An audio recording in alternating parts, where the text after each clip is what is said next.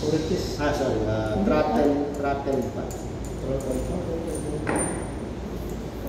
Yan na yun. So makikita nyo din sa ilalim sir, merong groove din yan.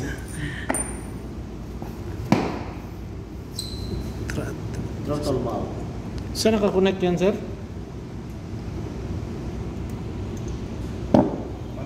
Sa lubrication to sir, no? Kasama ng lubrication. Okay. So pakihigas. Ayan.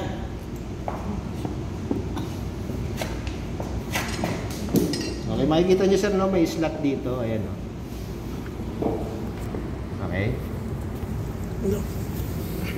Tapos butas. Okay. So, ang purpose nito sir, this is normally open. Kasi na yung ano natin, alip na pinagtusok natin. Parang sa bulsa mo sir. Baka naiwan sa loob sir. Ha? Hindi nga sa loob sir, no? So, normally open to. Yeah. Sir, may tanong ako. Itong model ba sir, exhaust valve na yun, mayroon din? Meron sir, yung throttle valve. May throttle valve, kaya dalawa pa ng throttle valve. Dalawang throttle valve. Kasi pag binuksan mo yan sa may meron yung throttle valve. Okay. So, purpose nito sir, pang-bleed ng hangin. Diyan mo may tanong. May isi-share din ako dyan sir, pagkating dito. Ganon din ba yung sa exhaust valve sir? Yes sir. Pinalitan natin kasi ng orifice. May orifice. Dalawa na sir. Sa gilid at saka sa taas. Yes sir. Throttle valve. Ano nga medium nun? Para sa? Pag-release ng hangin. Sa hangin?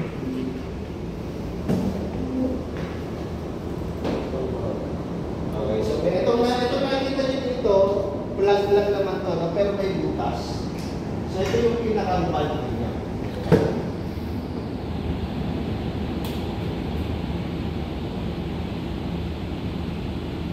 Okay. Tapos may butas dito sa gilid. Kaya yung pinaka-valve, kaya yung tinutulak-tulak mo. Then meron tayong spring. Okay? So ibig sabihin, ito yung sinasabi kong normally open. So dyan sa butas na yan, papunta dito, then papunta dito. Okay? So may clearance yan na maliit. So, pag nagkaroon ng hydraulic pressure, okay, itutulak yung hangin.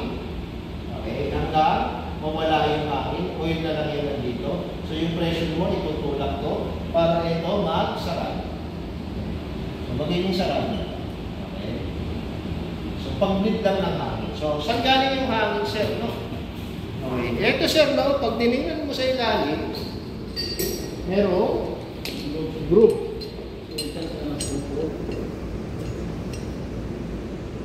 Okay, so yung is compressible. Nako-compress. So anong mangyayari? During, ay ba't tinanggal mo sir? Hindi, ginamit ko. Mahulugan ko eh, mga mahulog. Okay. Ito sir, no? Yun. So nagkakaroon kayo dito na Space na maliit. space na maliit. So may hangin.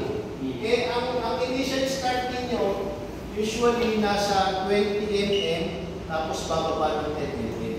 Okay, so yung 10 mm ang hangin doon. Minsan sa starting, hindi ito umaangat dahil dun sa hangin eh. Okay, dati kasi walang throttle valve ang plant yan. So nagkaroon ng ganung mga issue sa starting sa kasi Throttle valve. Nakita naman. So, kung may leak yan, anong mangyayari siya? Continuous leak. Hindi siya naglalapat, hindi nagsasara. Hindi makabukas to sir? Na? Pag may leak, hindi siya Nagpapawasan yung starting ninyo na fuel, hydraulic na quantity. Starting. Kasi lalabas eh. Okay?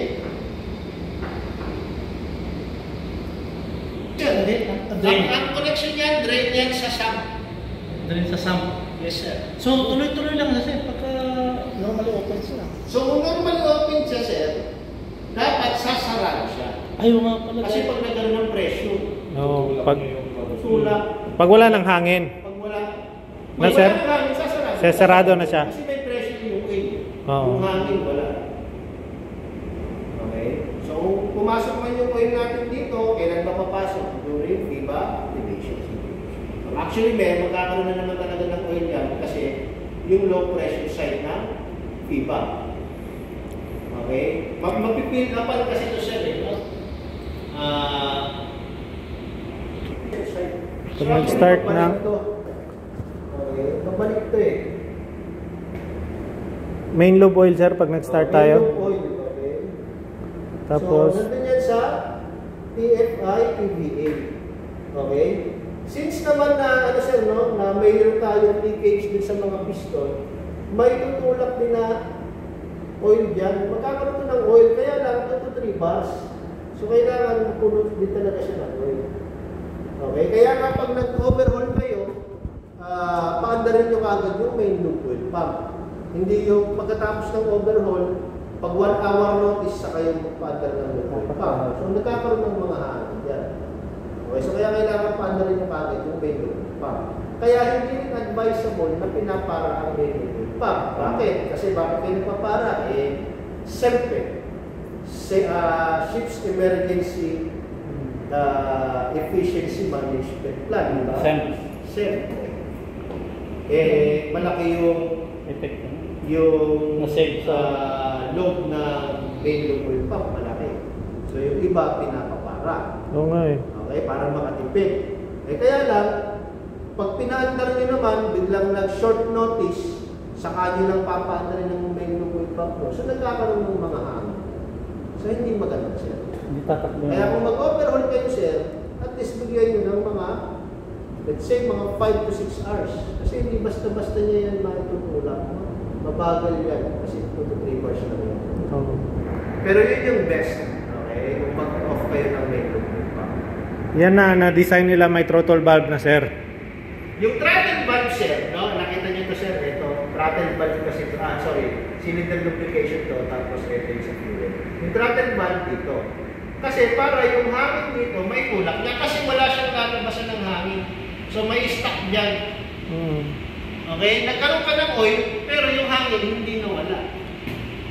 Okay? Pwede dito gumapa.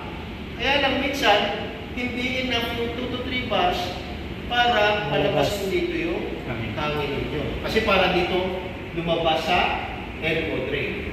Okay? So yun yung ano dito sir, no? Yung importante. Ngayon, kung leaking siya, normally, wala namang problem. Okay? Although, yun nga, yung pagpapaangat nito, nababawasan. Anyway, makahabol ulit yung piba ninyo, dadagdagan niya. Okay? Kasi yung injection nyo, ang hahabol nyo ito, injection eh. Pag hindi ito umangat ng as per dun sa design niya, kasi may nag-unit dito, magdadagdag pa rin yung piba. So, okay lang. Okay? And minimal lang naman yung malilit dito. Huwag lang ito, sirang-sira na continuous leak, maano talaga yung Malaki ang bawas, kabawasan. yung bawas. Pag pinapigyan mo na sir, naalala mo, may token na sir.